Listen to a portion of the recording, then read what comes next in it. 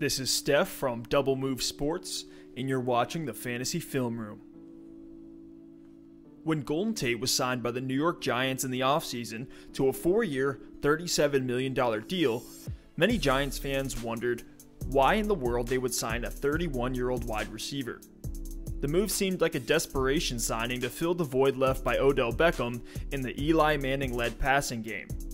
But much has changed since then. Daniel Jones is a very solid rookie quarterback who has shown enough potential to be the Giants' franchise QB going forward, but what has that meant for Golden Tate? In Week 10 against the Jets, Golden Tate showed Giants fans and fantasy owners what can happen when he gets the ball in his hands, especially in the right matchup. Tate is not only a guy who can generate tons of yards after the catch, but has consistently shown that he has great hands.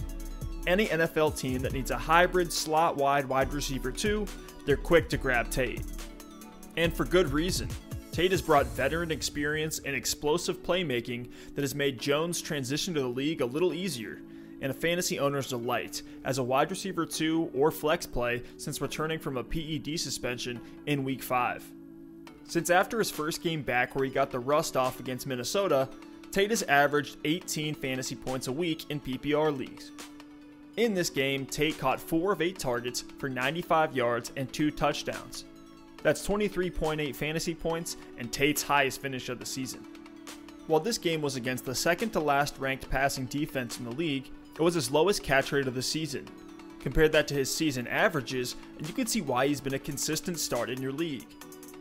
Let's break it down. In the battle for New York, both teams start the game with a touchdown in their opening drive. Tate doesn't get his first target until 6.5 minutes left until halftime, on 3rd and 10. The Giants are lined up in a single back formation, with Tate lined up on the outside in a stack. The Jets are in cover 3 here, but show blitz prior to the snap.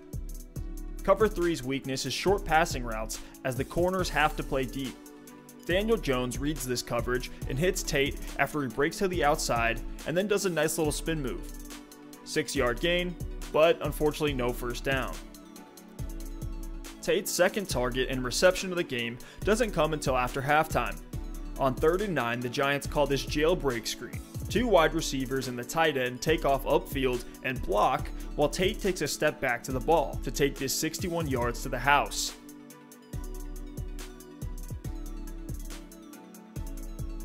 They go for 2 after the touchdown, but Golden Tate essentially runs up to a cornerback and pushes him before cutting outside and gets called for an offensive pass interference. Halfway through the third quarter on 2nd and 10, Tate runs a post, but he sees that Jones has time and takes off for the end zone. Daniel Jones takes a shot here but overthrows Tate a bit. I think we're starting to see some rapport between Jones and Tate, and this could have easily been Tate's second touchdown of the day. Fortunately for them, they did connect for a touchdown the next time Jones threw it his way. The Giants line up 5 wide, and Tate is in the slot. The Giants use a rub concept to get Tate open across the middle of the field. The Jets' single safety runs deep with the receiver here, so Tate only has 1 man to beat on this 15-yard touchdown. After a second touchdown, we see 3 straight incompletions. Danny Dimes makes a rookie mistake and tries to squeeze it into Tate in the middle of the field. He throws a pass that's almost picked off by the defender. I'm not sure if it was timing or just a bad read, but it falls incomplete. The next one is later in the fourth quarter. It's 2nd and 14 and the Giants line up 5 wide. I think Jones gets a little paranoid with Jamal Adams and the pass rush and overthrows Tate, who was open on a curl and then cut outside when the play broke down. Jones tries to squeeze it in the middle on a curl route again, but Tate had Jamal Adams all over him.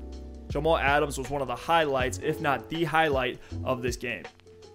On his last real reception of the day, we see Daniel Jones throw to Tate on 3rd and 4. The Giants are trying to tie this game up, down a touchdown in the fourth quarter, and the Jets are expecting a bomb here as this game turns into a bit of a shootout.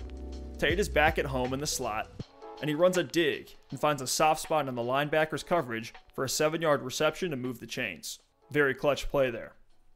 His last touch is a Giants desperation play with time running out, and he fumbles. Tate had his highest average yards per catch this season from that 61-yard screen, so don't let that skew the stats, but we know what Tate is at this point. And even at 31 years old, I think Tate is a perfectly fine wide receiver 2 or flex play rest of season with upside in some matchups. Added injuries to Sterling Shepard, Evan Ingram, and Saquon Barkley a little bit, and Tate's volume will remain at a nice high floor. After his Week 11 bye, he plays against Chicago on the road, but after that he plays Green Bay, Philly, Miami, and Washington, all of which should be pretty nice matchups. If your trade deadline hasn't passed yet, see if you can buy Tate on the low after his bye week. While I don't expect Daniel Jones to be able to throw like he did against the Jets every weekend, Danny Dimes has proven that he can make Golden Tate a startable fantasy asset in 2019. Let us know in the comments who you guys would like to see me break down next. And if you enjoyed this video, please like and subscribe. And for more hot takes, narratives, predictions, and fantasy analysis, check out our podcast and follow us on social media. I'll see you next time.